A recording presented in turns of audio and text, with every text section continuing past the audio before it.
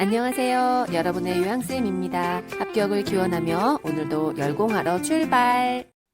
1번 요양보호 실천의 4가지 원칙 중 올바른 것은 1. 접촉하기, 붙잡고 손끝으로 접촉한다. 2. 대면하기, 위에서 내려다보며 옆에서 힐끗 본다. 3. 말하기, 무언가 이야기를 한 후 최소 3초 이상 기다린다. 4. 말하기, 아무 말도 안 하는 대상자에게는 말을 걸지 않는다. 5. 일어서게 하기, 거동이 불편한 대상자는 반드시 부축해야 한다. 정답은 3번입니다. 요양보호 실천에 4가지 원칙이 있습니다. 접촉하기, 대면하기, 말하기, 그리고 일어서게 하기. 요게 4가지 원칙인데요. 첫 번째 접촉하기는 붙잡고 손끝으로 접촉한다가 틀렸습니다. 붙잡거나 이런 거는 좋지 않고요. 넓은 면적으로 피부를 감싸듯이 닿게 만지셔야 됩니다. 그리고 대면하기는 위에서 내려다보는 것이 아니라 같은 눈높이로 같은 눈높이로 바라보셔야 되고요. 말하기는 맞았습니다. 3번은 잘 한 거고요. 4번 말하기는 아무 말도 하지 않는 대상자에게라도 말을 거셔야 합니다.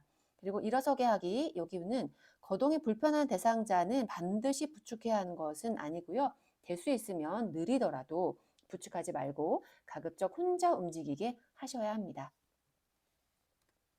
2번 다음 중 생활이 어려운 사람에게 필요한 급여를 제공하여 이들의 최저 생활을 보장하고 자활을 돕는 공적 부조 제도로 옳은 것은 1. 고용보험, 2. 국민연금, 3. 국민건강보험제도, 4. 노인장교양보험제도, 5. 국민기초생활보장제도.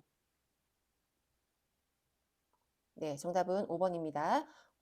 최저생활보장, 그리고 자활 이렇게 하는 공적 부조, 나라에서 공적으로 도와주는 제도는 국민기초생활보장제도입니다.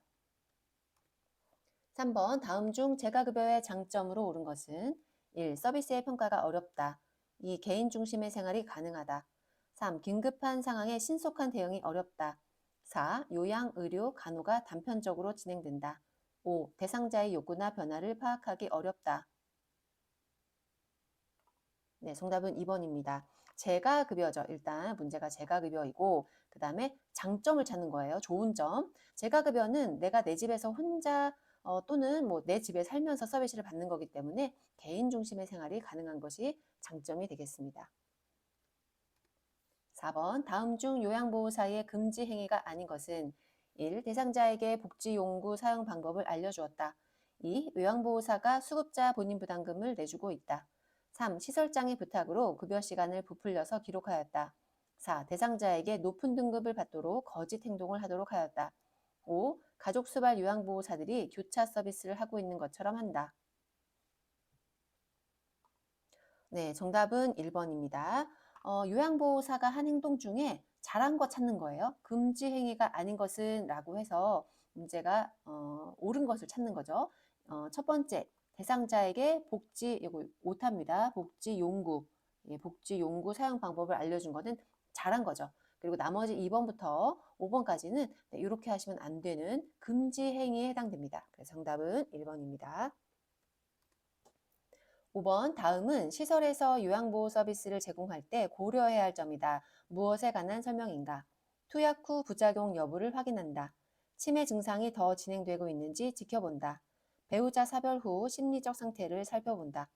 1. 숙련된 수발자, 2. 말벗과 상담자, 3. 정보 전달자, 4. 옹호자, 5. 관찰자. 네, 정답은 5번 관찰자입니다.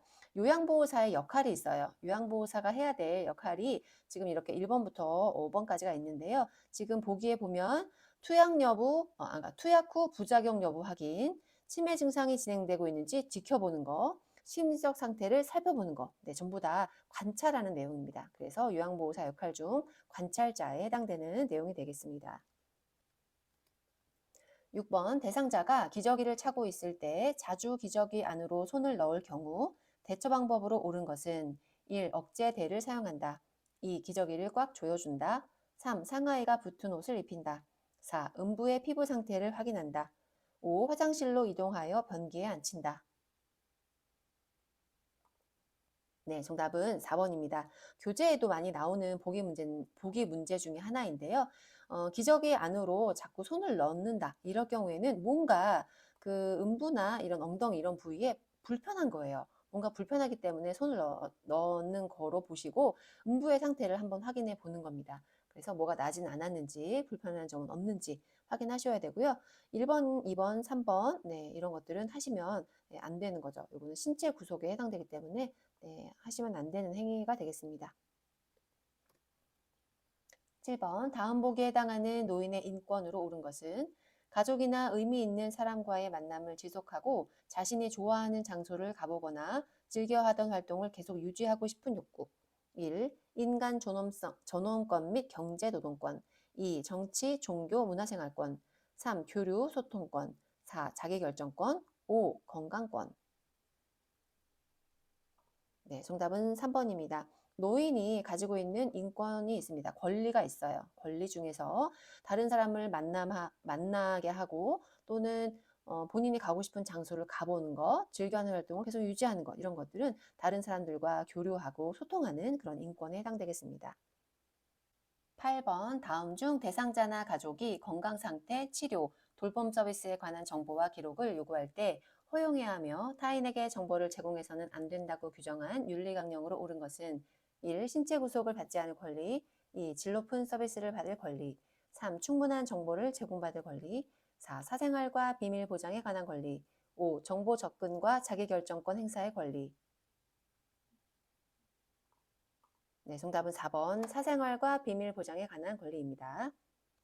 9번 다음의 내용에 속하는 노인학대 유형으로 옳은 것은 집안에 없는 사람 취급을 한다. 유언비어로 노인의 경제활동을 저해한다. 수치심을 느끼게 하는 모욕적인 말을 한다. 1. 신체적 학대, 2. 정서적 학대, 3. 방임, 4. 자기방임, 5. 유기.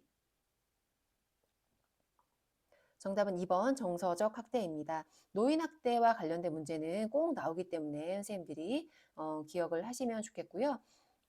일단 집안에 없는 사람 취급을 한다거나 경제활동을 저해하거나 모욕적인 말을 하거나 비난하거나 위협하거나 협박하거나 이런 것들이 다 정서적 학대에 해당이 되겠습니다. 10번 배회하는 상태에서 발견된 노인에 대하여 부양 의무자가 부양 의무 이행을 거부할 때 해당되는 노인 학대 유형은 1. 유기, 2. 방임, 3. 자기방임, 4. 신체적 학대, 5. 정서적 학대. 정답은 1번 유기입니다. 부양 의무 이행을 거부할 때, 그러니까 부양을 안 하는 거죠. 제대로 돌보지 않고 노인을 방치하는 행위, 이런 것들을 유기라고 합니다. 정답은 1번입니다. 11번 다음 중 노인학대 예방을 위한 유관기관과 역할이 바르게 짝지어진 것은 1. 의료기관, 노인학대 예방교육 실시, 2. 사법경찰, 학대 피해 노인의 후견인 지정, 3. 법률기관, 노인에게 의학적 진단, 증언 진술, 4. 노인보호 전문기관, 형사재판을 요하는 사례에 대한 수사, 5. 보건복지부, 노인복지시설에 대한 행정, 재정적 지원.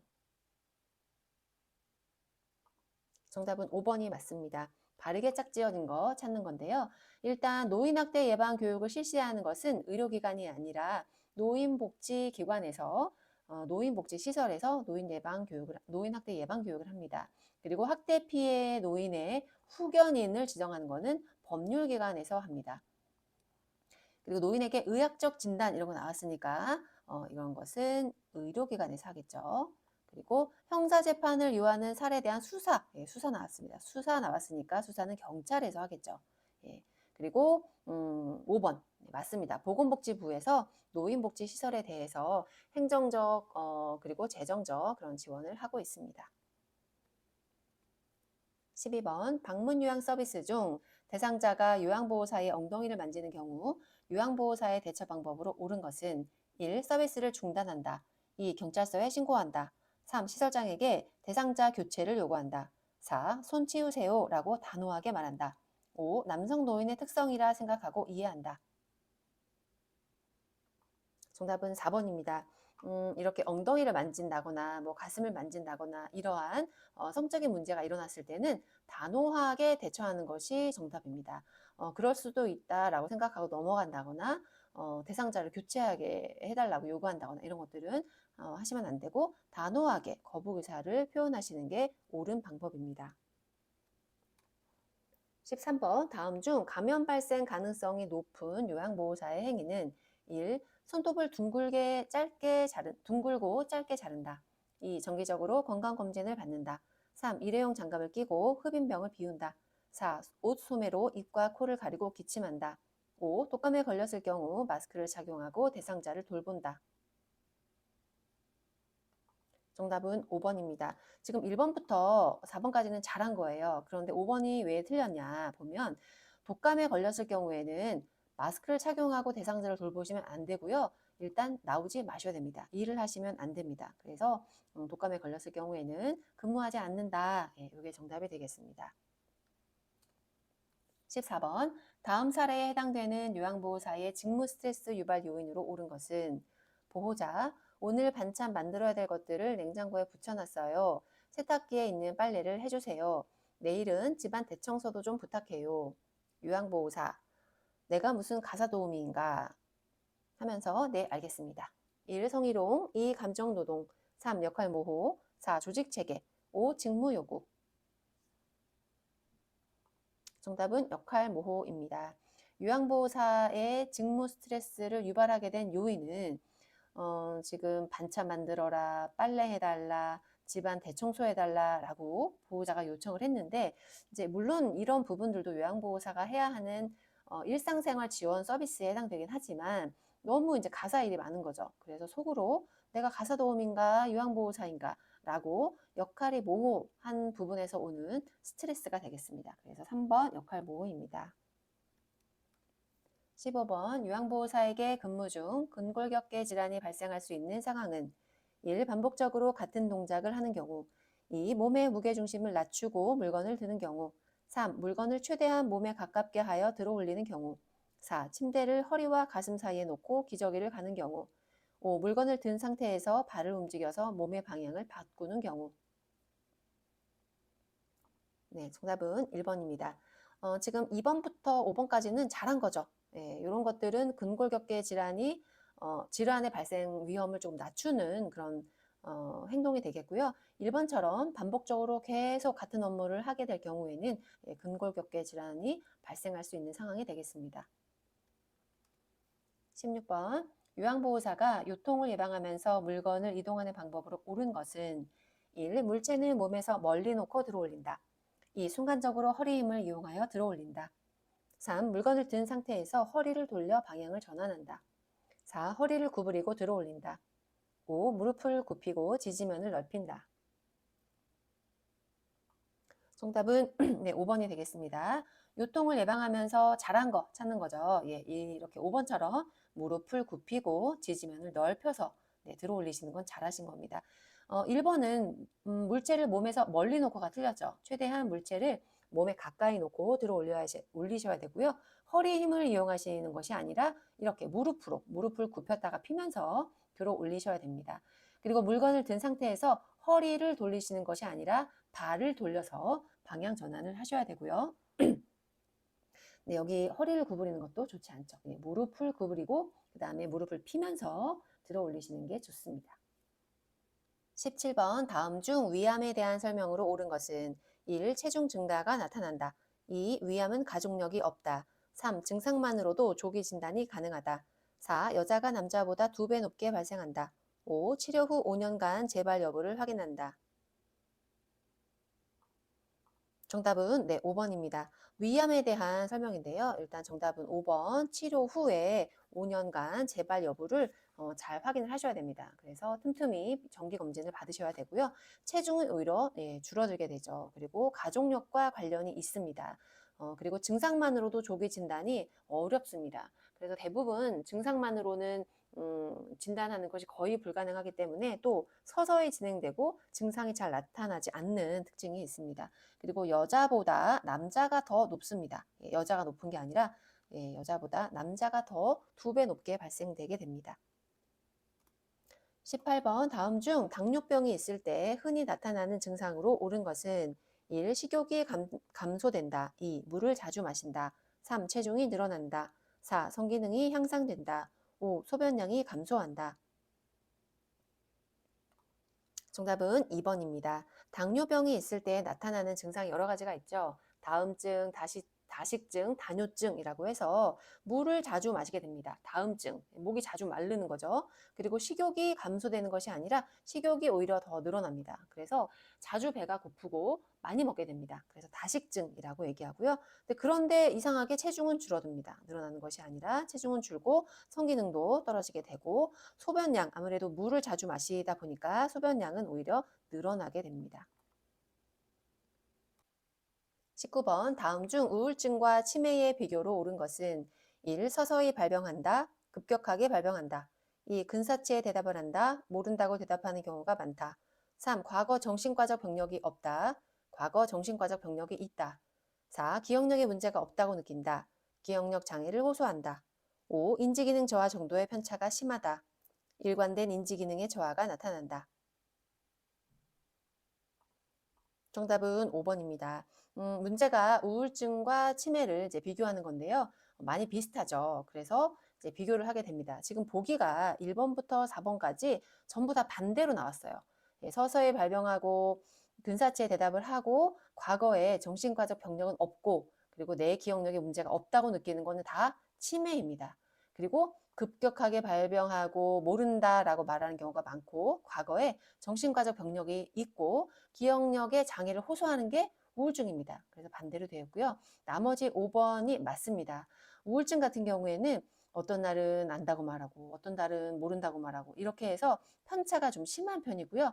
치매의 경우에는 오늘도 모르고 내일도 모르고 그리고 점점점 더 모른다고 얘기하는 인지기능의 저하가 점점 심해지는 그런 경우가 나타나게 됩니다. 그래서 정답은 5번이 맞습니다. 20번 다음 중 만 65세 이상 노인에게 권장되는 예방접종으로 옳은 것은 1. 풍진, 2. 수두, 3. 홍역, 4. 폐렴구균, 5. 유행성 이하선염. 네, 정답은 4번입니다. 65세 이상 노인에게 권장되는 예방접종은 폐렴구균, 그리고 독감 이런 것들이 있죠. 여기 풍진, 수두, 홍역, 이하선염 이런 것들은 다 어린이, 소아, 유아 또는 뭐 임신 가능성이 있는 임산부 이런 분들에게 해당되는 예방접종이 되겠습니다. 21번 대상자가 밤에 깬 후 다시 잠을 이루지 못할 때 수면하도록 돕는 방법으로 옳은 것은 1. 텔레비전을 보게 한다. 2. 단순한 일거리를 준다. 3. 운동기구로 운동을 하게 한다. 4. 따뜻한 우유를 제공한다. 5. 포만감을 느낄 수 있는 음식을 먹게 한다. 네, 정답은 4번입니다. 혹시 밤에 이제 깼는데 다시 잠을 이루지 못한다면 이렇게 따뜻한 우유를 제공을 해서 위도 좀 따뜻하게 해주고 약간의 이제 그런 배고픔도 달래줄 수 있는 그런 방법으로 수면하도록 도우시면 되겠습니다. 22번 다음 중 장기간 침대에 누워 있어 욕창이 생긴 대상자를 관리하는 방법으로 옳은 것은 1. 욕창 부위를 노출시켜 1시간 이상 햇볕을 쬐인다. 2. 단백질 등의 영양분을 충분히 공급한다. 3. 하루에 2번씩 자세를 바꿔 눕힌다. 4. 마사지한 후 파우더를 뿌려준다. 5. 청골 부위에 도넛 베개를 데워준다. 네, 정답은 2번이 맞습니다. 욕창이 생겼다면 단백질을 많이 섭취하셔야 돼요. 예, 영양을 충분히 공급을 해주셔야 됩니다. 그래서 정답 2번이 맞고요. 이렇게 뭐 노출시킨다거나 이런 것들은 좋지 않겠죠. 그리고 하루에 2번 자세를 바꾸는 것이 아니라 2시간에 한 번씩 자세를 바꿔주시는 게 좋습니다. 그리고 파우더 이런 거 좋지 않고 도넛 베개 이런 것도 좋지 않습니다. 23번 다음 중 노인 수면의 특성으로 옳은 것은 1. 아침잠이 많아진다. 2. 수면 시간이 늘어난다. 3. 잠들면 깨기가 힘들다. 4. 잠들기까지의 시간이 짧아진다. 5. 낮 시간 동안 자주 졸린다. 네, 5번이 맞습니다. 노인이 되면 아무래도 수면에 많은 변화가 일어나는데요. 아침잠 적어지죠. 수면 시간 줄어듭니다. 잠들면 깨기가 힘든 게 아니라 자주 깨죠. 네, 자주 깨고요. 잠들기까지의 시간도 되게 오래 걸립니다. 네, 그래서 맞는 것은 5번, 낮 시간에 자주 졸린다가 맞습니다. 24번 다음 중 노인의 약물 사용 방법으로 옳은 것은 1. 진료 후 이전 처방약을 이어서 복용한다. 2. 술을 먹었더라도 매일 먹는 약은 꼭 복용한다. 3. 위장 장애가 있을 때에는 약의 용량을 줄여준다. 4. 칼슘제는 오렌지 주스와 함께 복용하면 흡수가 잘 된다. 5. 약을 삼키기 어려운 경우 분할선이 있는 약은 쪼개어 복용할 수 있다. 정답은 5번입니다. 약물 사용 방법으로 옳은 것은 이제 5번이 맞겠고요. 일단 진료 후에 이전 처방약 이어서 복용하시면 안 되겠죠. 이제 이전 처방약은 그만 먹고 새로 처방받은 약을 드셔야 됩니다. 술을 먹었더라면 네, 이때는 약은 안 드시는 게 좋습니다. 부작용이 있기 때문에 네, 안 드시는 게 좋겠고요. 위장 장애가 있을 때는 약의 용량을 내가 임의로 줄여주시면 안 되고 의사의 처방을 받으셔야 되겠죠. 예, 그래서 의사에게 상담한다. 뭐 이렇게 하면 맞겠지만 임의로 용량을 줄이시면 안 됩니다. 그리고 오렌지 주스랑 같이 먹으면 좋은 거 칼슘제 아니라 철분제. 예, 철분제는 오렌지 주스랑 복용하시면 좋습니다. 그리고 분할선이 있는 약은 예, 쪼개서 드시어도 괜찮습니다. 그래서 정답은 5번이 맞습니다. 25번 다음 중 절주를 돕는 방법으로 옳은 것은 1. 공복에 술을 마시게 한다. 2. 여러 종류의 술을 섞어 마시게 한다. 3. 일주일에 술을 마시지 않는 날을 정한다. 4. 집안에 잘 보이는 곳에 술을 전시하게 한다. 5. 절주에 대한 결심을 주변 사람에게 알리지 않는다. 네, 정답은 3번이 되겠습니다. 3번처럼 이렇게 마시지 않는 날을 정해서 예, 절주를 도와주시면 되겠습니다. 26번 다음 온열 질환 중 고온다습한 환경에 노출될 때 26번 다음 온열 질환 중 고온다습한 환경에 노출될 때 체온 조절 기능의 이상으로 발생하는 것은 1. 열탈진, 2. 열실신, 3. 열경련, 4. 열사병, 5. 열발진. 정답은 4번 열사병입니다. 온열 질환 중에서 체온 조절과 관련된 그런 증상은 열사병입니다. 열사병은 열이 40도가 넘게 돼요. 예, 그래서 이제 땀이 나지 않고 건조하고 뜨겁고 예, 이런 것들이 있고 또 이제 심한 두통도 일어나고 이래서 이제 쓰러지는 건데요. 나머지 탈진, 실신, 경련, 발진은 다 체온과는 크게 차이가 없습니다. 체온에 문제는 없고 탈진은 이제 땀을 많이 흘려서 쓰러지게 되는 경우고 열 실시는 이제 일시적으로 어지럼증이 있어서 쓰러지는 거고 열 경련은 팔이나 다리나 복부 뭐 이런 데 손가락 이런 데에 이제 경련이 일어나는 거고요. 열 발진은 이렇게 다발성의 어떤 그런 뾰루지나 수포 이런 것들이 발생하게 됩니다. 그래서 어쨌든 체온과 관련된 부분들은 열사병이 맞습니다. 27번 다음 중 고혈압, 당뇨병 등의 합병증으로 올 수 있는 안과 질환으로 옳은 것은 1. 망막염, 2. 각막염, 3. 결막염, 4. 백내장, 5. 녹내장. 네, 정답은 4번 백내장이 되겠습니다. 당뇨 합병증으로 가장 많이 올 수 있는 그런 안과 질환이 되겠죠. 네, 백내장입니다. 28번 다음 중 고혈압 약물 치료에 대한 설명으로 옳은 것은 1. 혈압이 조절되면 약을 먹지 않아도 된다고 한다. 2. 의사의 처방이 있으면 계속 약을 먹어야 한다. 3. 두통 등의 증상이 있을 때만 약을 먹는다. 4. 증상이 없으면 치료하지 않아도 된다. 5. 혈압약을 오래 먹으면 몸이 약해진다. 네, 정답은 2번입니다. 약과 관련된 내용은 내가 임의대로 중단하거나 늘리거나 줄이거나 하시면 안 됩니다. 일단 약물과 관련된 거는 다 의사의 처방에 따라서 약을 드셔야 되는데요. 처방이 있다면 계속 약을 드셔야 되겠습니다. 29번 대상자가 며칠 동안 변을 못 봤다고 관장을 해달라고 요구할 때 요양보호사의 대처 방법으로 옳은 것은 1. 관장을 가족이 하도록 한다. 2. 하재를 구입해서 복용시킨다. 3. 방문간호 서비스를 연결해준다. 4. 기관장에게 허락을 받고 관장을 해준다. 5. 요양보호사의 업무가 아님을 이해시킨다. 정답은 5번이죠. 요양보호사가 하면 되는 업무가 있고 하면 안 되는 업무가 있는데요. 일단 관장, 관장은 의료행위에 해당되기 때문에 요양보호사가 하면 안 되는 업무입니다. 그래서 5번처럼 요양보호사 업무가 아닙니다 라고 잘 설명을 하시면 되겠습니다. 30번 다음 중 운동을 어렵게 하는 노인의 신체 기능 변화로 옳은 것은 1. 골밀도 증가, 2. 근육 피로도 감소, 3. 폐 조직 탄력성 증가, 4. 관절 운동 범위 감소, 5. 자극에 대한 반응 증가. 정답은 네, 4번입니다. 관절의 운동 범위가 좁아지게 됩니다. 예, 그렇다 보니 운동하는 게 어렵게 되는 거죠. 네, 정답은 4번입니다. 31번 비언어적 의사소통 중 바람직하지 않은 태도로 옳은 것은 1. 분명한 발음 2. 온화한 목소리 3. 다양하고 적절한 표정 4. 부적절하고 희미한 미소 5. 대상자를 향해 약간 기울인 자세. 네, 정답은 4번입니다. 바람직하지 않은 태도, 예, 부적절하고 희미한 미소 이런 거는 좋지 않겠죠.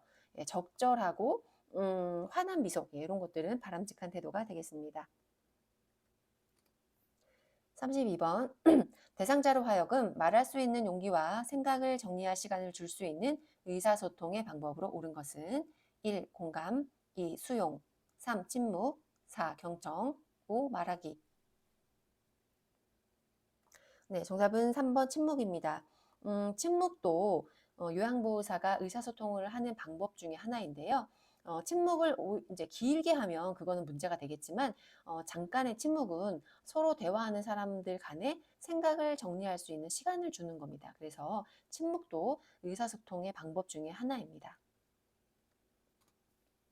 33번 다음 중 대상자와 말벗하는 방법으로 옳은 것은 1. 요양보호사의 감정대로 대화한다. 2. 대상자와 과도한 의존 관계를 형성한다.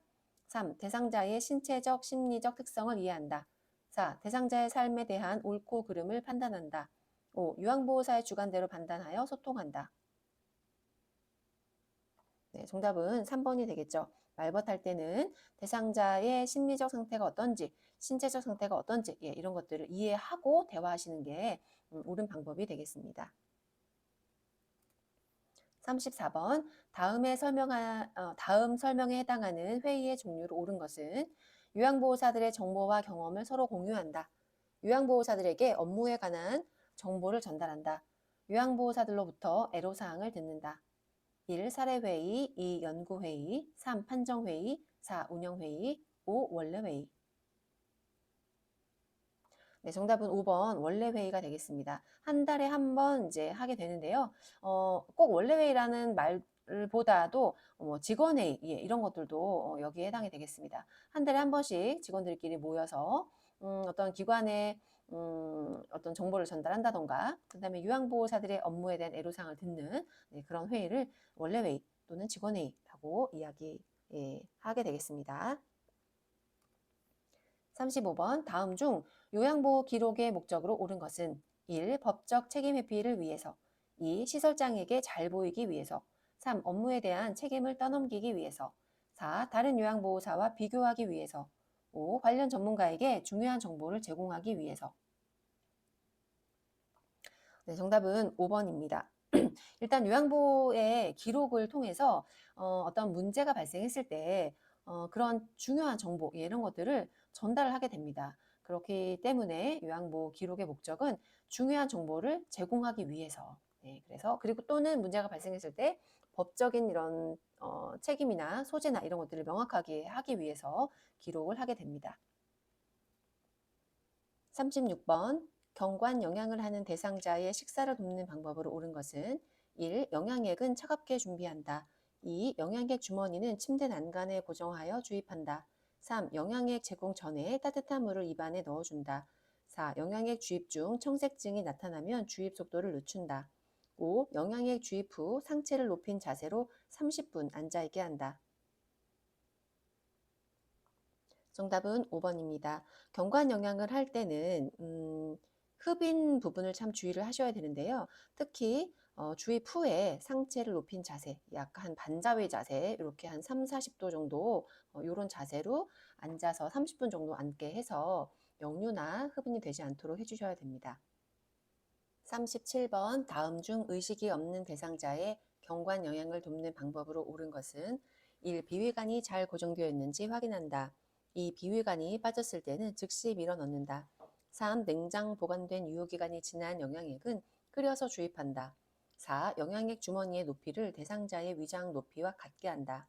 5. 흡수가 잘 되도록 최대한 천천히 주입한다. 정답은 1번입니다. 의식이 없기 때문에 경관 영양을 할 때는 이렇게 비위관이 잘 고정이 되어 있는지 확인하시는 게 필요합니다. 혹시 비위관이 빠졌을 때는 즉시 밀어 넣으시면 안 되고 이때는 의료진께 보고를 하셔야 됩니다. 청색증이 나타난다거나 이럴 때도 계속 집어넣는 게 아니라 중단하시고 의료진에게 보고를 하셔야 됩니다. 유효 기간이 지났다면 버리셔야 되겠죠. 주입하시면 안 되고 위장 높이와 같게 하시면 안 되고요. 위장 높이보다 영양액은 높게 하셔야 됩니다. 그리고 최대한 천천히 주입한다가 아니라 적절한 속도로 주입을 하셔야 되겠습니다.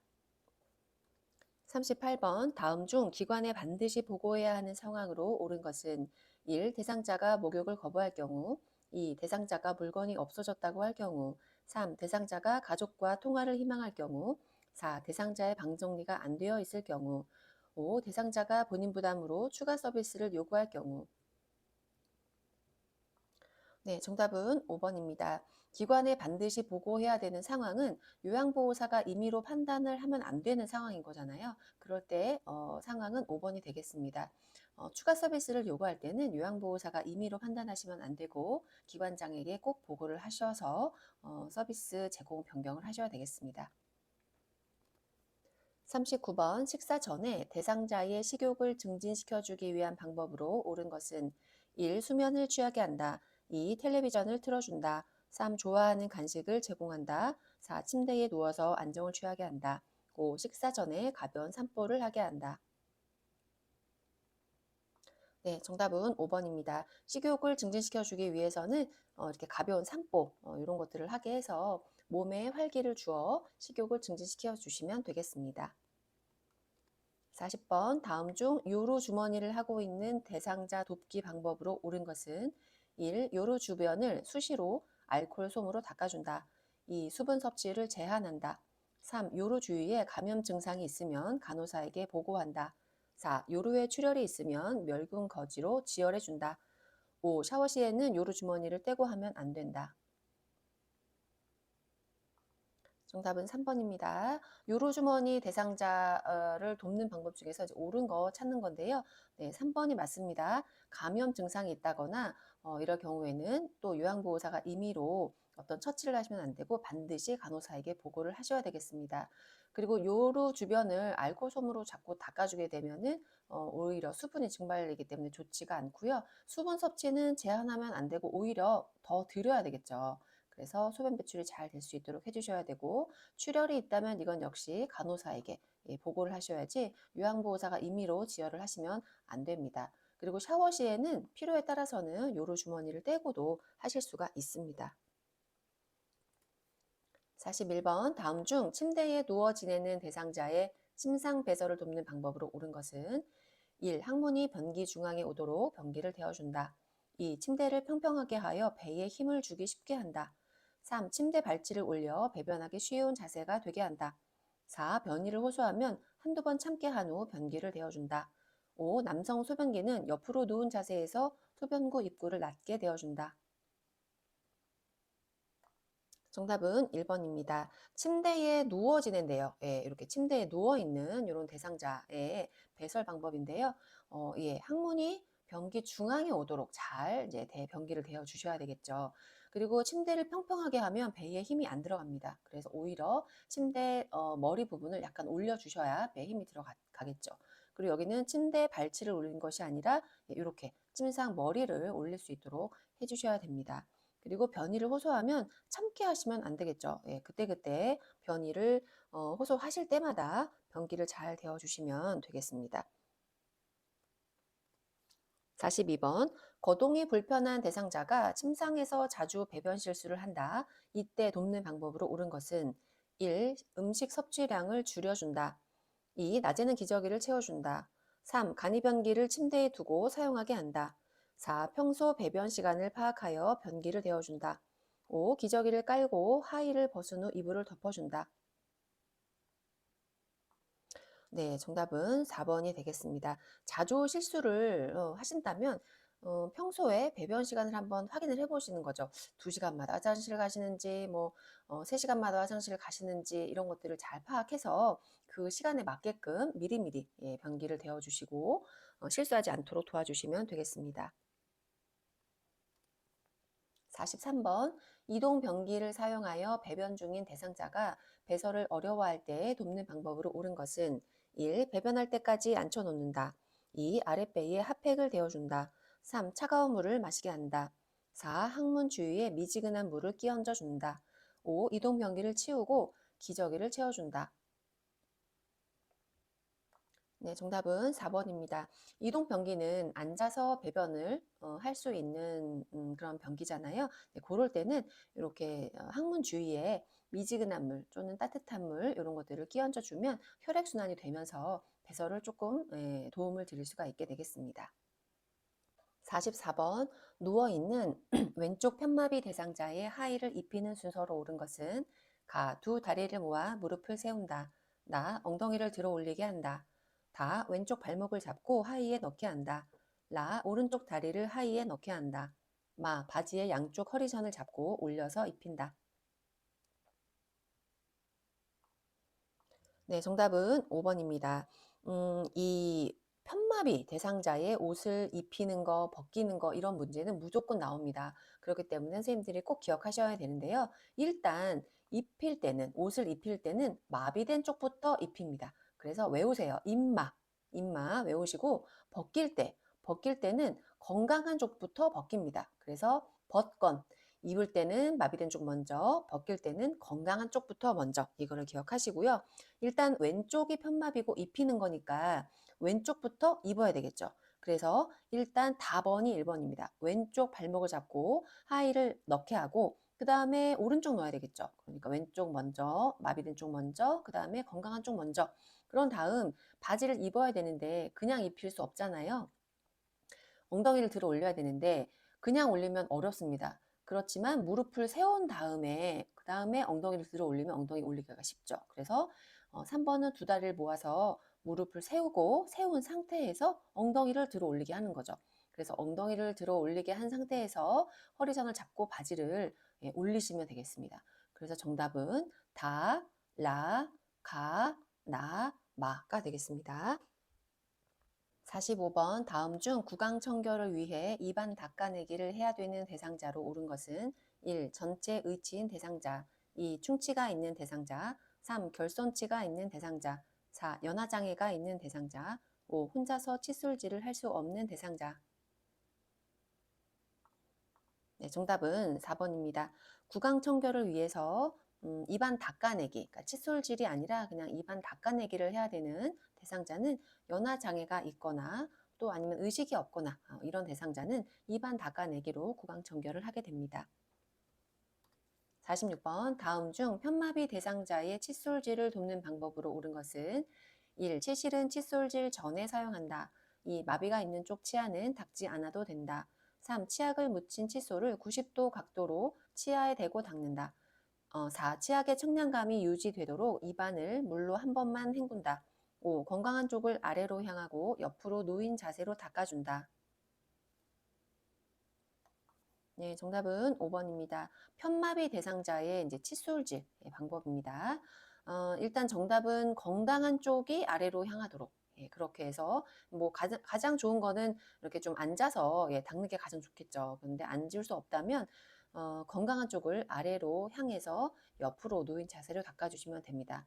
그리고 치실은 칫솔질 한 후에 사용하시면 되겠고요. 마비가 있는 쪽 치아도 당연히 닦아야 되겠죠. 그리고 90도가 아니라 칫솔질은 45도 각도로 치아에 대고 닦아주시면 되겠습니다. 그리고 여러 번, 한 번만 아니고 여러 번 헹궈주셔야 됩니다. 47번 다음 중 스스로 면도를 할 수 없는 대상자를 돕는 방법으로 옳은 것은 1. 면도 후에 로션을 살살 두드려 발라준다. 2. 면도 전에 따뜻한 물로 얼굴을 닦아준다. 3. 면도 크림을 수염이 난 방향으로 발라준다. 4. 면도 중에 상처가 생겨 피가 날 경우 손으로 지혈해준다. 5. 면도 후에 차가운 수건으로 덮어 피부에 탄력을 준다. 정답은 1번입니다. 스스로 면도할 수 없어서 이제 면도를 해드려야 되는데요. 1번처럼 면도 후에는 로션을 살살 두드려, 문지르는 거 아니고 두드려서 발라주시는 게 정답입니다. 그리고 면도 전에는 따뜻한 물로 얼굴을 닦아주는 것이 아니라 따뜻한 수건으로 얼굴을 덮어서 건조함을 막아주셔야 됩니다. 그리고 면도 크림은 수염이 난 방향이 아니라 수염이 난 반대 방향으로 발라주셔야 이제 이렇게 수염이 일어나서 깎아주기 이제 편한 상태가 되겠습니다. 그리고 면도 중에 피가 날 경우 손으로 지혈하면 안 되겠죠. 감염 우려가 있기 때문에. 그리고 면도 후에는 차가운 수건을 덮는 것이 아니라 마른 수건으로 물기를 잘 닦고 그 다음에 이제 이렇게 로션을 발라서 건조함을 예방해 주셔야 되겠습니다. 48번 와상 대상자에게 드라이 샴푸를 사용하여 머리를 청결하게 하는 방법으로 옳은 것은 1. 거품을 머리에 발라 손톱으로 마사지한다. 2. 샴푸를 모발에 발라 거품을 낸 후 닦아낸다. 3. 샴푸를 머리에 바르고 30분 후에 닦아낸다. 4. 모발이 많이 더러운 경우 샴푸를 물에 타서 사용한다. 5. 샴푸를 손에 적셔 충분히 거품을 낸 후 머리에 바른다. 정답은 2번입니다. 드라이 샴푸는 물 없이 머리를 감는 거죠. 그래서 이렇게 샴푸를 머리에다가, 모발에다가 바르셔야 됩니다. 그래서 거품을 내고 그 이후에 수건으로 잘 닦아내시면 되겠습니다. 49번 요양보호사가 대상자를 오른쪽으로 돌려 눕히려고 할 때 방법으로 옳은 것은? 그림 보시겠습니다. 네, 정답은 5번입니다. 대상자를 오른쪽으로 돌려 눕히려고 한다면 일단 돌려 눕히려고 하는 쪽 오른쪽으로 요양보호사가 가야 됩니다. 그래서 지금 다 오른쪽으로 간 거는 잘했어요. 잘했는데 지금 돌려 눕히는 방향이 오른쪽으로 돌아가야 되니까 일단 2번 아니면 5번인데 그림 보시면 선생님이 잡아야 될 부위가 여기 엉덩이와 어깨입니다. 여기는 지금 무릎을 잡았기 때문에 안 된 거죠. 그래서 정답은 엉덩이와 어깨를 잡고 오른쪽으로 돌린 것은 5번이 되겠습니다. 50번 침대 위에서 대상자 이동을 할 때 끌어당기지 말고 조금씩 나누어 이동해야 하는 이유는 1. 낙상 예방, 2. 근골격계 질환 예방, 3. 근육 수축 예방, 4. 피부 손상 예방, 5. 관절 구축 예방. 네, 정답은 4번입니다. 끌어당기게 되면 아무래도 피부에 피부 슬림이 있을 수 있어서 손상이 일어나게 됩니다. 그래서 정답은 4번 피부 손상 예방을 위해서입니다. 51번 그림과 같은 턱에서 내려갈 때 휠체어 이동 방법으로 옳은 것은 1. 뒤로 돌려 바퀴 한쪽씩 지그재그로 내려간다. 2. 바퀴 한쪽씩 지그재그로 앞으로 내려간다. 3. 앞바퀴를 들고 앞으로 내려간다. 4. 뒤로 돌려 뒷바퀴를 먼저 내린 후 앞바퀴를 들어 내려간다. 5. 뒤로 돌려 뒷걸음으로 한 번에 내려간다. 네, 정답은 4번입니다. 이렇게 턱이 있을 때, 이런 턱이 있을 때 내려가야 될 때는 일단 뒤로 돌리셔야 됩니다. 그래서 휠체어를 뒤로 돌리고, 뒤로 돌리게 되면 이제 뒷바퀴가 먼저 닿잖아요. 그래서 뒷바퀴를 내리고, 그 다음에 앞바퀴는 뒷바퀴를 내릴 때 위로 들어 올려야 됩니다. 네, 그렇게 해서 내려가시면 되겠습니다. 52번 휠체어에 앉아있는 대상자를 일으킬 때 요양보호사의 허리 손상을 예방할 수 있는 자세로 옳은 것은? 네, 그림 보시겠습니다. 네, 정답은 5번이 되겠습니다. 허리 손상을 예방할 수 있는 자세는 일단 지지면을 넓게 해야 됩니다. 지지면을 넓게 하려면 이렇게 다리를 벌리셔야 돼요. 이렇게 좁히시면 안 되겠죠. 붙지 말고 다리를 벌리셔야 됩니다.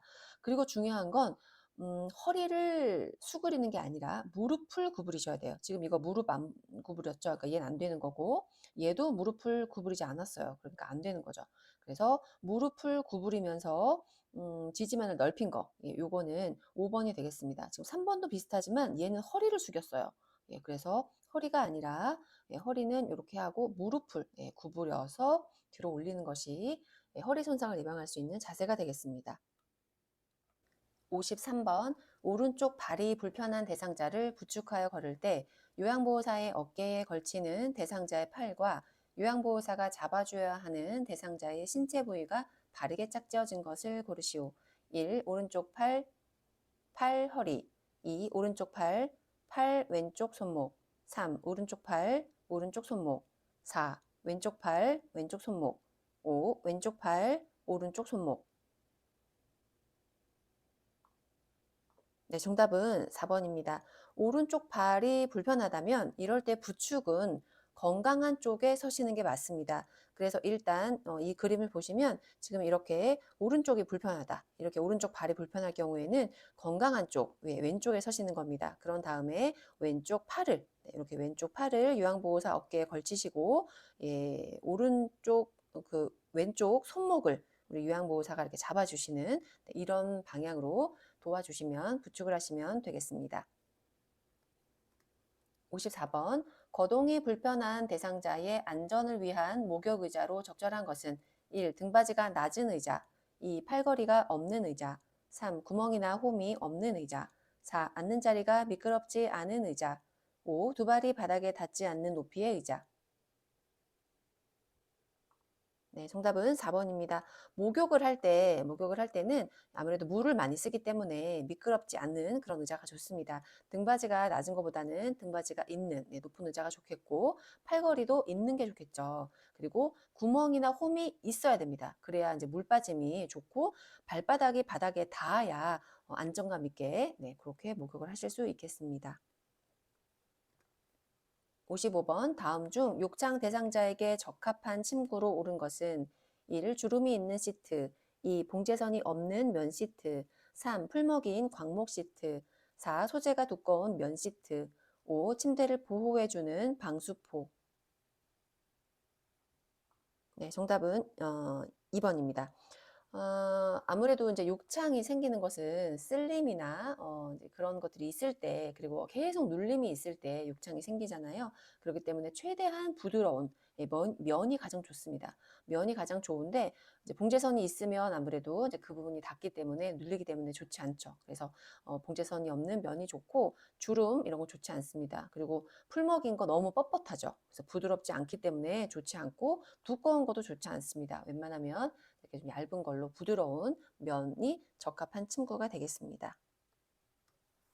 56번 당뇨병 대상자의 혈당 관리에 도움이 되는 혈당 지수가 낮은 식품은 1. 수박 2. 식빵 3. 감자 4. 흰밥 5. 미역. 네, 정답은 5번이죠. 네, 미역이 되겠습니다. 57번 다음 중 골다공증 대상자의 식사 관리로 옳은 것은 1. 절임 음식을 권장한다. 2. 동물성 단백질을 위주로 섭취한다. 3. 우유와 유제품의 섭취를 제한한다. 4. 진한 녹색 채소와 해조류를 섭취한다. 5. 간, 달걀 노른자, 마른 표고버섯 등은 제한한다. 네, 정답은 4번이 되겠습니다. 골다공증 대상자에게는 아무래도 이제 뼈를 튼튼하게 해주는 그런 녹색 채소, 해조류 이런 것들이 좋게 되겠습니다. 58번 장보기 할 때 식품 안전을 위해 구입하는 순서는 1. 쌀라면, 즉석식품, 채소과일, 냉장 냉동식품, 육류, 어패류 2. 쌀라면, 채소과일, 냉장 냉동식품, 어패류, 육류, 즉석식품 3. 쌀라면, 채소과일, 냉장 냉동식품, 육류, 어패류, 즉석식품 4. 즉석식품, 어패류, 육류, 냉장 냉동식품, 채소과일, 쌀라면 5. 즉석식품, 채소과일, 어패류, 육류, 냉장 냉동식품, 쌀라면. 네, 정답은 3번입니다. 아무래도 식품 안전을 위해서는 이렇게 즉석식품이나 어패류나 부패하기 쉬운 그런 음식은 맨 나중에 이렇게 구입하는 게 정답이겠죠. 그래서 쌀, 라면 이런 것들은 오래 둬도 상관없으니까 쌀, 라면, 채소과일, 냉장, 냉동, 육류, 어패류, 즉석식품 순으로 구입을 하시면 되겠습니다. 59번 그림과 같은 지팡이를 사용할 때 안전을 위하여 점검해야 하는 것은 1. 청결 상태 2. 손잡이 끈 유무 3. 손잡이 마모 정도 4. 페인트 도장 상태 5. 바닥 끝에 고무 상태. 네, 정답은 5번입니다. 지금 이 지팡이는 밑에 고무가 달려 있어서 어르신이 미끄러지지 않게 안전하게 이동을 할 수 있는 거잖아요. 그렇기 때문에 바닥이 그 고무가 달았는지 그런 부분들을 확인을 하셔야 되겠습니다. 60번 치매 대상자의 수면을 돕는 방법으로 옳은 것은 1. 취침 직전에 운동을 하게 한다. 2. 저녁 식사 후 바로 잠자리에 들게 한다. 3. 취침 전 좋아하는 술을 한 잔 제공한다. 4. 매일 아침 일정한 시간에 일어나게 한다. 5. 밤에 잠이 부족한 경우 낮잠을 충분히 자게 한다. 예, 정답은 4번이죠. 수면을 돕는 방법은 아무래도 규칙적으로 매일 아침 가능한 똑같은 시간에 일어나고 똑같은 시간에 자고 할 수 있도록 일정한 시간에 일어나게 하시는 게 좋은 방법이 되겠습니다.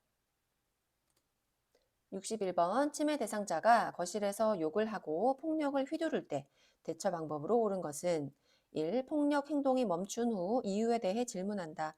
2. 동료 직원들과 강제적으로 제지시킨다. 3. 억제대를 사용하여 신체를 억압한다. 4. 주위에 위험한 물건을 치우고 진정시킨다. 5. 방 안에 가두고 문을 잠근다. 네, 정답은 4번이죠. 치매 대상자 관련된 문제는 이 실기 파트에서 굉장히 많이 나옵니다. 치매 대상자의 어떤 문제 행동이 있을 때 우리 요양보호사가 어떻게 대처해야 되는지 그런 문제들이 많이 나오는데요. 지금 이 문제는 욕을 하고 폭력을 휘두를 때, 이럴 때는 아무래도 폭력을 휘두르다 보면 어떤 물건이 깨지거나 떨어지거나 그럴 수 있기 때문에 그런 물건들을 치우시고 진정시켜 주시는 게 좋습니다. 왜 그러는지 이유에 대해서 질문을 한다든지 제지를 한다든지 억압한다든지 이런 거는 좋지 않은 방법입니다. 최대한 공감해주고 이해해주고 진정시켜주고 이렇게 하시는 게 좋은 방법이 되겠습니다. 62번 진압력 장애 대상자가 밖에 눈이 내리는 것을 보고 싶어 산에 도토리를 주우러 가자고 한다. 이때 진압력 증진을 위한 요양보호사의 대처 방법으로 옳은 것은 1. 밖에 나가고 싶으세요? 2. 지금은 겨울이에요. 도토리는 가을에 줍는 거예요. 3. 추워서 밖에 나가면 감기 들어서 안 돼요. 4. 다람쥐가 도토리 다 주워가서 없어요. 5. 도토리는 나중에 주우러 가요. 네, 정답은 2번입니다. 지금 문제가 진압력, 우리 진압력에 대한 문제입니다. 진압력은 시간, 장소, 사람에 대한 그런 정확한 것을 아는 힘이죠. 그래서 지금은 겨울이다라는 계절을 알려주고 도토리는 가을에 줍는 거다라고 그런 계절에 대한 것들을 잘 설명을 해주시는 게 진압력 증진을 위한 대처 방법이 되겠습니다. 63번 치매 대상자의 실금으로 인해 부양위기 단계에 있는 치매가족 돌봄의 가장 적절한 대처 방법은 1. 기저귀를 채우도록 권유한다. 2. 치매 증상이므로 받아들이고 수용하도록 격려한다. 3. 치매가 악화된 것이므로 치매 약제의 용량을 늘려야 한다. 4. 가족이 돌보기 어려운 단계이므로 시설 입소를 권유한다. 5. 새로운 질병이 생긴 위험 신호이므로 즉시 의료진과 상의한다. 네, 정답은 2번이 되겠습니다. 치매 가족 돌봄에 적절하게 대처한 것은 치매 증상이니까 이것을 수용하고 받아들일 수 있도록 수용하고 격려해 주시는 것. 그게 요양보호사의 가장 좋은 대처 방법입니다. 요양보호사가 임의로 기저귀를 채우게 한다던가 치매 약의 용량을 늘려야 된다던가 시설 입소를 권유한다던가 이거는 새로운 질병이 생긴 거다. 이런 요양보호사의 임의적인 판단은 하지 않으셔야 합니다. 64번 다음 상황에서 요양보호사의 대처 방법은 시설 침해 대상자가 사무실로 뛰어들어와 누군가 나를 잡으러 왔어 라며 책상 밑으로 숨는다. 1. 무슨 사건인지 이야기하게 한다. 2. 잡으러 온 사람이 누구인지 물어본다. 3. 책상 밑은 위험하다고 차분히 설명한다. 4. 시설에는 아무도 못 들어온다고 말한다. 5. 이제 가고 없다며 안심시키고 같이 있어준다. 정답은 5번입니다. 치매 대상자이기 때문에 그 상황에 대해서 이야기하게 한다든지 설명하게 한다든지 물어보고 말하게 한다든지 이런 것들은 우리 치매 어르신들은 하실 수가 없죠. 그렇기 때문에 이 어르신의 이야기를 그냥 그대로 받아들여 주시고 이제 각오 없다 이렇게 안심시켜 주시는 게 적절한 대처 방법이 되겠습니다. 65번 다음 중 치매 대상자의 음식 섭취를 돕는 방법으로 옳은 것은 1. 특정 음식을 좋아하면 계속 그 음식을 준다. 2. 배고픔을 호소할 때마다 음식을 충분히 준다. 3. 손잡이가 작고 가벼운 숟가락을 사용하게 한다. 4. 배회 증상이 있는 대상자는 섭취 열량을 줄인다. 5. 치매 말기에는 갈거나 으깬 걸쭉한 음식을 준다. 네, 정답은 5번입니다. 5번은 이제 잘 한 거고요. 특정 음식을 좋아한다 그래서 계속 그 음식만 주게 되면 영양 불균형이 일어나니까 좋지 않고, 배고픔을 호소할 때마다 음식을 주는 것도 이제 과섭취가 되기 때문에 좋지 않겠죠. 그리고 손잡이가 작은 것보다는 큰 거, 예, 그리고 작고 가벼운 거, 예, 가벼운 숟갈보다는 약간 묵직한 숟가락이 손에 쥐은 그런 느낌이 들기 때문에 약간은 묵직한 숟가락이 좋습니다. 그리고 배회 증상이 있으면 아무래도 신체 활동이 많아지기 때문에 예, 조금 더 드셔야 되겠죠. 66번 치매 대상자가 프로그램실에서 자주 옷을 벗는 행동을 할 때 돕는 방법으로 옳은 것은 1. 시설장에게 알리겠다고 말한다. 2. 편안한 옷으로 갈아입힌다. 3. 스스로 옷을 입을 때까지 기다린다. 4. 가족에게 상황을 설명하고 퇴소를 권유한다. 5. 옷을 입으라고 큰 소리로 말한다. 네, 정답은 2번입니다. 치매 대상자 문제 계속 나오고 있는데요. 치매 대상자가 어떤 문제 행동이 일어났을 때는 그 이유가 무엇인가 이런 것들을 파악을 하셔야 됩니다. 자주 옷을 벗는다면 이제 그 부분이 어떤 옷이 불편하지 않은가라고 생각이 드는 거죠. 그래서 편안한 옷으로 갈아입히시는 방법으로 도와드리시면 되겠습니다. 67번 치매 대상자가 방금 식사한 것을 잊어버리고 계속 음식을 달라고 할 때 대처 방법은 1. 배가 고픈지 먹고 싶은 간식이 있는지 물어본다. 과식을 하면 건강에 해롭다고 설명한다. 3. 식사 준비를 위해 상추를 따러 함께 나가자고 한다. 4. 함께 식사한 다른 대상자로부터 확인을 받게 한다. 5. 계속 음식을 달라고 하면 식사 제공을 중단한다고 단호하게 말한다. 네, 정답은 3번입니다. 우리 치매 대상자가 어떤 문제 행동이 일어났을 때는 관심을 다른 곳으로 돌리는 것이 또 대처 방법 중에 하나입니다. 그래서 상추를 따러 가자고 관심을 다른 곳으로 이제 돌리시게 되는 거죠. 치매 대상자에게 물어보게 하고 또 어떤 설명을 하고 이런 부분들은 네, 옳은 방법은 아닙니다. 68번 치매 대상자가 딸이 오기로 했다며 밖으로 나가려고 문 앞에서 서성일 때 대처 방법으로 옳은 것은 1. 딸과 먹을 음식을 만들어요 라며 함께 식사를 준비한다. 2. 어르신 우리 음악 들을까요? 라며 라디오를 크게 틀어준다. 3. 어르신 요즘 자주 그러시네요 라고 말한다. 4. 딸은 오늘 못 와요 라고 말한다. 5. 딸이 언제 오기로 했어요? 라고 물어본다. 네, 정답은 1번입니다. 지금 딸을 기다리고 있는 거잖아요. 그런데 관심을 다른 곳으로 돌려야 하니까 일단 딸에 대한 음식, 딸과 먹을 음식을 만들자. 그러면 아마 만드는 동안 딸이 올 거다. 이렇게 하면서 관심을 다른 곳으로 돌리게 대처하시면 되겠습니다.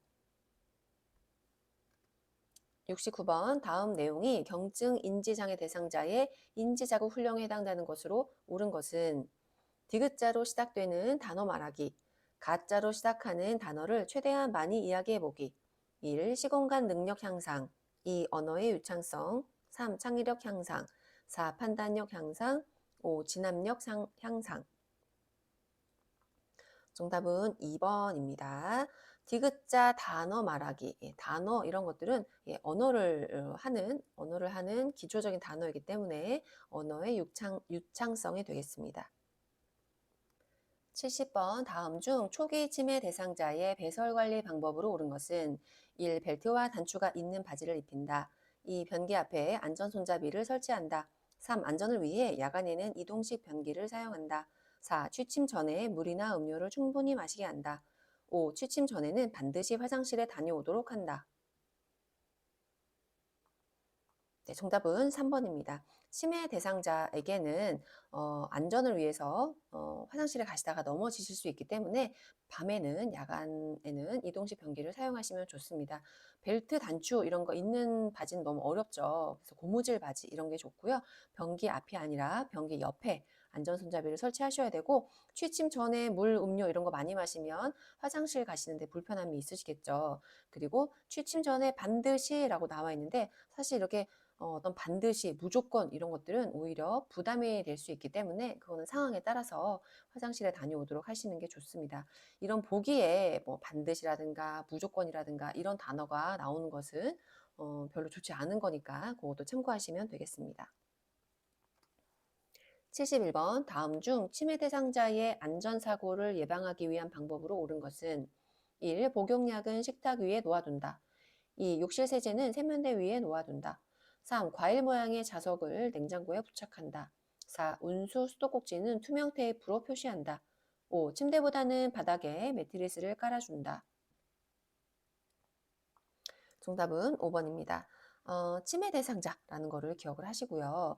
복용약을 식탁 위에 놓아두면 어르신이 무분별하게 드실 수 있기 때문에 좋지 않고, 역시 욕실 세제도 세면대 위에 놓아두면 어르신이 세제인지 이런 것들을 구분하실 수 없기 때문에 드실 수도 있습니다. 그래서 이것도 안 되고, 과일 모양의 자석 이런 거 과일이라고 생각하고 진짜 드실 수도 있습니다. 그래서 이것도 다 치우셔야 되고요.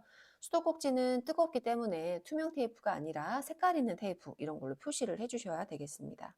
그리고 5번처럼 낙상 예방을 위해서 매트리스를 깔아서 생활하시는 게 안전사고를 예방하기 위한 방법이 되겠습니다. 72번, 낮에는 잠만 주무시다가 야간만 되면 거실을 배회하는 치매 대상자를 돕기 위한 방법으로 옳은 것은 1. 새로운 방으로 바꾸어 준다. 2. 학창 시절에 대한 추억을 이야기한다. 3. 실내 조명을 어둡게 하여 동선을 줄인다. 4. 실외에 배회 코스를 만들어 다녀오게 한다. 5. 현관문을 열어 신선한 공기를 마시게 한다. 네, 정답은 2번입니다. 지금 야간에 배회하는 어르신이에요. 이럴 경우에 아무래도 이제 어르신은 최근 기억부터 인지 기능이 저하가 됩니다. 그래서 옛날 이야기를 하게 되면, 그런 추억 이야기를 하게 되면 이제 어르신이 옛날 기억은 또 어느 정도 하실 수 있으니까 안정감을 찾을 수가 있죠. 그래서 2번처럼 하셔야 되고요. 새로운 방, 새로운 환경 이런 것들은 적응하기 좀 어렵습니다. 그리고 실내 조명 밝게 해주셔야 되고요. 밖에 다녀오게 하시면 안 되겠죠. 길 잃어버리시니까 안 되고, 현관문 열면 이것도 밖에 나가시게 되니까 좋지 않습니다. 73번, 치매 대상자에게 환각 증상이 보일 때 대처 방법으로 옳은 것은 1. 대상자의 주장을 무시한다. 2. 가족들에게는 비밀로 한다. 3. 현실적인 이야기는 하지 않는다. 4. 즉각적으로 교정하거나 지적한다. 5. 치매 대상자가 보고 듣는 것을 인정해준다.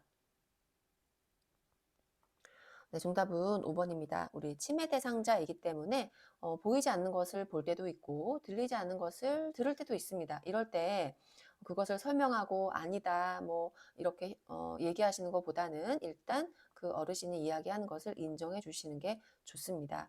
그리고 가족들에게는 말씀을 해주셔야 되겠죠. 그리고 현실적인 이야기 이런 것도 웬만하면 진압력 향상을 위해서 얘기를 해주셔야 되겠습니다. 74번, 치매 대상자에게 도둑망상이 보일 때의 대처 방법으로 옳은 것은 1. 대상자의 말을 부정한다. 2. 대상자에게 사실을 이해시킨다. 3. 어르신의 물건을 직접 가져다 준다. 4. 치매 대상자의 잘못된 행정을 지적한다. 5. 중요한 물건을 보관하는 곳을 미리 파악한다. 네, 정답은 5번입니다. 도둑망상은 다른 사람이 나의 물건을 가져갔다 이렇게 가져가지 않았는데도 가져갔다고 그렇게 생각하거나 말하는 그런 증상인데요. 이럴 때는 어르신이 평상시에 중요한 물건을 어디다가 보관하시는지 미리 파악하고 뭐가 없어졌다 이렇게 얘기할 때 함께 가서 찾아보시는 방법, 이런 것이 좋은 방법입니다. 대상자의 말을 부정하거나 이해시키거나 설명하거나 지적하거나 이런 거 다 안 된다고 말씀을 드렸죠. 그리고 어르신의 물건을 직접 가져다 준다. 이거는 이런 방법도 있을 수 있겠지만 이렇게 직접 가져다 주시면 정말 당신이 훔쳐갔구나. 그 훔쳐간 거 내가 가져오라고 하니까 이제 갖고 오네. 이렇게 더 도둑망상이 그 확신으로 이어지실 수도 있습니다. 그래서 그렇게 하지 않으시고 함께 가서 찾아보시는 방법이 좋습니다. 75번, 텔레비전 드라마를 보고 있던 치매 대상자가 여행을 가고 싶다고 할 때의 반응으로 옳은 것은 1. 여기에 여행 오신 거라고 생각하세요. 2. 드라마를 보니 여행 가고 싶으신가 봐요. 3. 지금은 여행을 갈 수 없으니 다음에 가세요. 4. 언제 누구랑 어디로 여행을 가고 싶으세요? 5. 그렇게 말씀하시니 제가 더 여행 가고 싶네요. 정답은 2번입니다. 지금 문제도 계속 치매 대상자에 대한 얘기가 나오고 있어요. 치매 대상자이기 때문에 어르신의 그런 감정 상태나 이런 것들을 함께 공감해 주시는 게 좋죠. 그래서 2번처럼 드라마를 보니 여행 가고 싶으신가 봐요 라고 공감을 해주시면 되겠습니다. 76번 임종 적응 단계 중 분노에 해당하는 것으로 옳은 것은 1. 나는 지쳤어. 2. 살 수 없다니 너무 슬퍼. 3. 나는 아니야. 왜 하필 나야. 4. 아니야. 나는 믿을 수 없어. 오진일 거야. 5. 우리 아이가 대학 갈 때까지만 살게 해주세요. 네, 정답은 3번입니다. 임종의 적응 단계가 있죠. 부정부터 시작해서 수용까지 있는데요. 제일 처음에는 부정을 합니다. 아니야, 나는 믿을 수가 없어. 오진일 거야. 라는 부정을 하고, 그런 다음에 분노하게 됩니다. 왜 나야? 나는 착하게 살았는데, 이렇게 하면서 화내는 것이 이제 분노에 해당되는 거고요. 그 다음에는 타협을 하게 됩니다.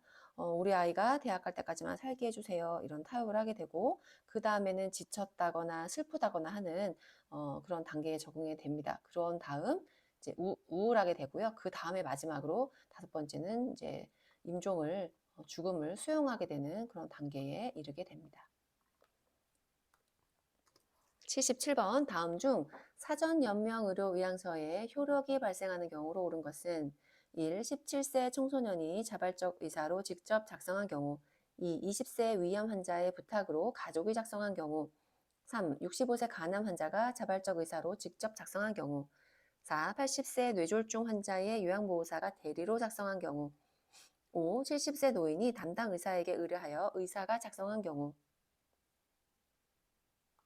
네, 정답은 3번입니다. 사전연명의료의향서는 본인이 직접 작성하셔야지만 자발적 의사로 본인이 작성한 경우만 효력이 있습니다. 17세 청소년 자발적 의사로 하셨더라도 청소년이기 때문에 안 되고요. 가족이 작성한 경우도 안 되고 요양보호사가 작성한 경우도 안 됩니다. 의사가 작성한 것도 안 되고요.